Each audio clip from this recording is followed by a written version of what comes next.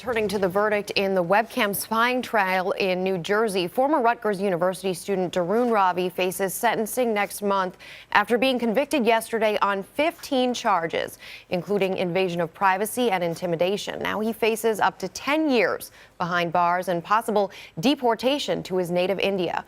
48 Hours correspondent Erin Moriarty, who is also an attorney, is here with more on this unusual case. And good morning to you, Erin. Good morning. You and I have both been talking about this for the past 24 hours.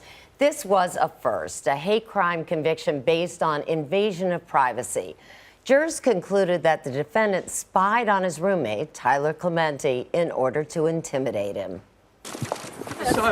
From the outset, there was little question that an invasion of privacy had occurred. The defendant, Dharun Ravi, had himself admitted it during a police interview. Did you violate this man's privacy? Yes, I did. Ravi set up this webcam when he learned Clementi was meeting a man in their shared dorm room. He watched the two embrace from another room and let others know about it. But the jury had to decide on why Ravi did it. Was he targeting his roommate because he was gay? And what was Clementi thinking as well? Middlesex County Prosecutor Bruce Kaplan. I think they empathized and accepted the evidence that Tyler believed that he was being targeted. There was a large number of text messages, emails, and tweets sent by Ravi shown during the trial. Messages like this: "I set my computer to alert me. Yeah, keep the gays away." And he didn't know how to deal with it. But the defense argued that Dharun Ravi was simply immature and there was no bias.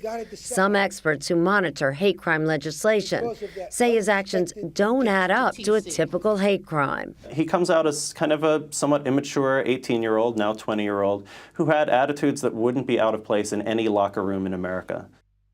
Erin, you've been following this case so closely, and one thing that strikes me is you have this hate crime, but there's no threats, there's no violence. How significant is that, and do you think we're looking at some sort of new precedent here? Well, I don't know if it's quite precedent because he was actually convicted under a state of New Jersey law, and other states have different laws, but certainly we could see states enact a law similar, or we could see prosecutors decide to bring charges for acts that don't quite meet the definition of hate. Hate usually involves violence and threats of violence, and this is something lesser. What's also, I think, significant about this verdict is that this case involves so much electronic evidence, the emails, the tweets. So now if a prosecutor decides to bring a case like this, there's probably more evidence. People say the dumbest things in emails and texts, things they don't necessarily mean, and a jury may interpret it the way the juror wants to. And really, social media played such a role in this, and what you've just said. I mean, people really do have to be careful about what they're saying and what they're doing. I mean, it actually affected me. I mean, I think parents should be talking to kids, but now I'm having second thoughts about everything you put down because you can't get the context from a tweet or a text or an instant message. And I think that's what really hurt him. He tried to tell Dharun Ravi in the police interview, tried to say, I was just being sarcastic. Who knows whether he was or not? You can't tell from just his words. The other significant component of all of this is bias intimidation, and the fact that the judge came out and said there's sort of murky laws around this as it stands. What do you think happens on that count? Absolutely. When the judge was actually talking about jury instructions, he said in open court, the law is muddled. I could have written a better law. I actually think that may help the defendant in this case when it comes to an appeal.